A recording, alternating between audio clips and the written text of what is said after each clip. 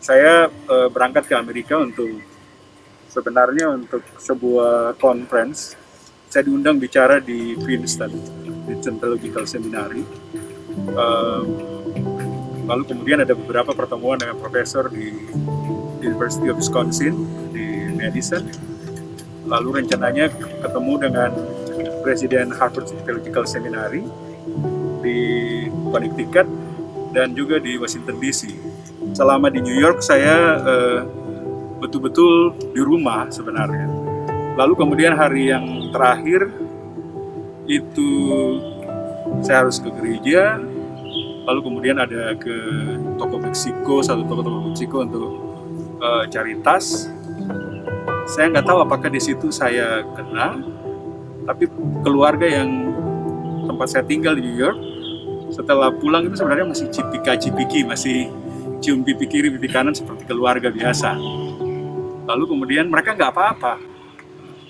Dalam perjalanan pulang saya nggak tahu apakah di bandara atau memang yang di toko Meksiko kemarin. Rumah sakit Karyadi ini berbeda. Setiap kali perawat masuk, mereka akan masuk dengan senyum, masuk dengan sapaan yang ramah, sehingga kemudian kita tidak merasa, saya terutama, tidak merasa sendiri di dalam ruangan, bahwa setiap kali nanti perawat masuk, itu pasti ada sahabat yang masuk, pasti ada guru yang masuk, pasti ada perawat yang masuk. Jadi bukan hanya perawat, tapi mereka bisa mengedukasi, mereka bisa jadi sahabat yang baik, mereka juga bisa jadi motivator, dan tadi mereka bisa menjadi perawat yang caring. Saya ingat perawat misalnya sampai mencukur kumis saya, itu kan sesuatu yang sangat luar biasa. Dan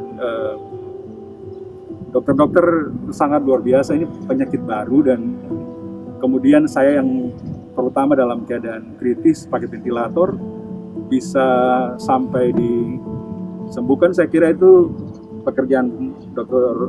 Muklis, Dr. Thomas, dan juga tim perawat dan ahli gizi yang sangat luar biasa. Saya kira ini kalau Dr.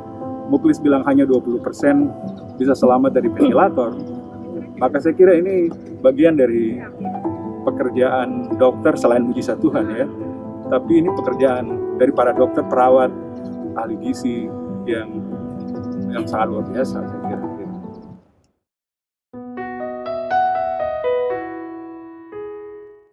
Ini yang tadi saya bilang, salah satu perawat yang sangat care sekali dengan kita, dan sebenarnya kan kekuatan orang itu ada pada harapan. Nah, sehingga kemudian kita berharap punya perawat seperti Mbak Sunia yang bisa memberikan harapan. Kemudian bisa jadi sahabat, bisa jadi keluarga. Bagi saya, tidak hanya menjadi perawat, tapi punya empati yang baik. Mereka tidak hanya simpati, tetapi betul-betul empati. Nah, ini yang saya kira perlu dimiliki oleh perawat, dan banyak orang harus belajar dari sini. Dan itu yang membuat pasien seperti saya yang kritis itu kemudian bisa punya harapan untuk sampai sembuh.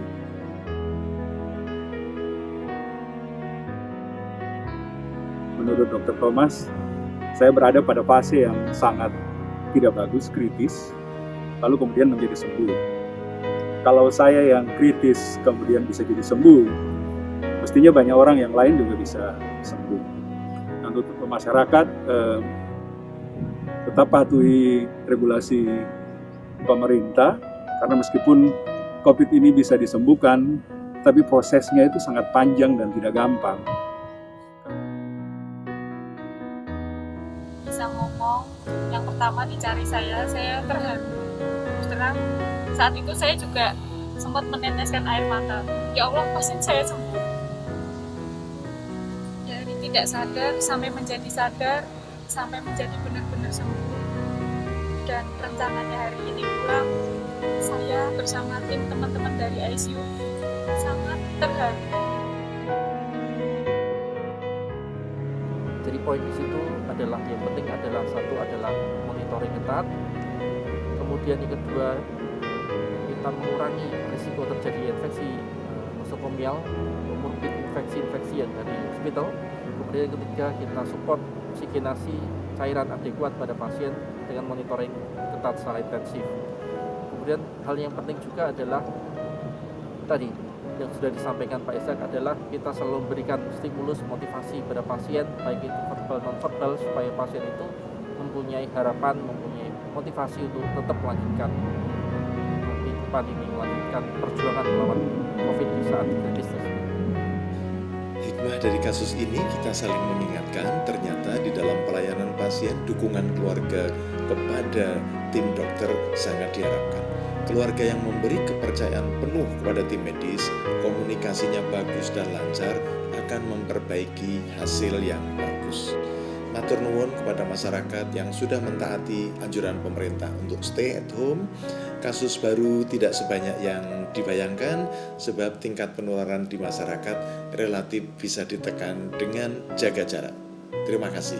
Bersama kita bisa lawan COVID-19.